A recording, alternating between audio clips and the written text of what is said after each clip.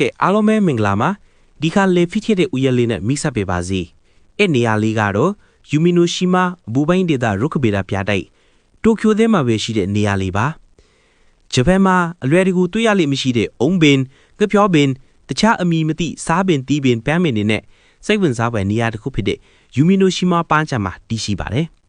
ရခင်ပါဆွမြင့်မီနေရာထိခဲ့ပြီးရကူကဂေယစနစ်ဆိုင်ရာပြန်လည်ထူထောင်ရေးနဲ့တဘာဝပတ်ဝန်းကျင်ပညာပေးစင်တာအဖြစ်ပြောင်းလဲခဲ့တာဖြစ်ပါတယ်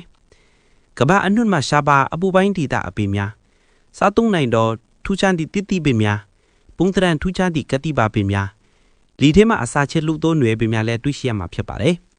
ရေကန်ရေတခွန်များနဲ့တဘာဝအတိုင်ဖန်တီးထားသောဥယျာဉ်လေးပဲဖြစ်ပါတယ်မျိုးပဲအတွင်းတဘာဝအပူပိုင်းဒေသရဲ့ခံစားမှုကိုရရှိနိုင်ပြီးဓာတ်ပုံရိုက်ကူးရဲ့နေရာကောင်းများစွာလည်းရှိပါတယ်မိုးလုံလေလုံပြုလုပ်ထားတဲ့အတွက်ရာသီဥတုဒဏ်မှာကင်းဝေးစွာလည်းပဲနိုင်ပါတယ်ယူမီနိုရှိမာအပူပိုင်းဒေသရုက္ခဗေဒပြတိုက်ဟာဂျပန်ရဲ့နီးပညာနဲ့တဘာဝပတ်ဝန်းကျင်ထိန်းသိမ်းရေးကိုပေါင်းစပ်ထားတဲ့စိတ်ဝင်စားဖွယ်နေရာတစ်ခုဖြစ်တဲ့တိုကျိုကိုရောက်တိုင်းမဖြစ်မနေတွားရောက်တဲ့နေရာတစ်ခုဖြစ်နာမည်ကြီးပါတယ်ဘိုင်ဘိုင်